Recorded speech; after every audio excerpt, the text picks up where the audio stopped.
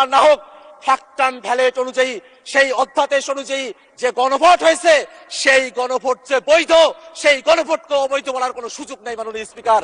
আমরা আর একটা কথা বলতে চাই মাননীয় স্পিকার, যে অধ্যাদেশের কথা আপনারা বলছেন, অধ্যাদেশগুলো এই সংসদ উত্থাপন করা হয়েছে, সেই অধ্যাদেশের মধ্যেই জুলাই সনদ বাস্তবায়নের যে আদেশ, সে আদেশটাকে রেফার করা হয়েছে। আপনারা অধ্যাদেশটাকে এখানে রেফার করবেন, আবার অধ্যাদেশের মধ্যে যে আদেশের কথা বলা হয়েছে সেটাকে আপনারা বেমালুম চেপে যাবেন। এই ধরনের দ্বিচারিতা বাংলাদেশের সংসদে যদি আপনারা করেন, জনগণ আপনাদেরকে ছাড় দেবে না মাননীয় স্পিকার।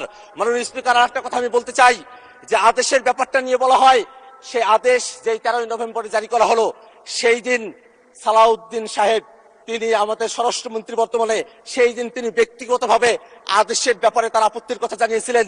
কিন্তু সেই দিন রাতের বেলা বিএনপির স্থায়ী কমিটির সদস্যরা মিটিং করে জনাব মির্জা ফখরুল ইসলাম আলমগীর, তার নেতৃত্বে যে সংবাদ সম্মেলন করা হয়েছিল, সেই সংবাদ সম্মেলনে আদেশ জারির দিনে বিএনপি দলীয় সিদ্ধান্ত নিয়ে তৎকালে প্রধান উপদেষ্টাকে ধন্যবাদ জানিয়েছিল। সেটা কোন স্বার্থে সেদিন ধন্যবাদ জানিয়েছিল, আমরা সে বিষয়টা তাদের কাছ থেকে জানতে চাই মাননীয় স্পিকার।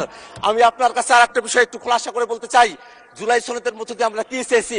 আমরা চেয়েছি এমন একটা বাংলাদেশ, যেই বাংলাদেশে আগের মতো করে সরকারি সাংবিধানিক প্রতিষ্ঠানগুলোতে নিয়োগ হবে না।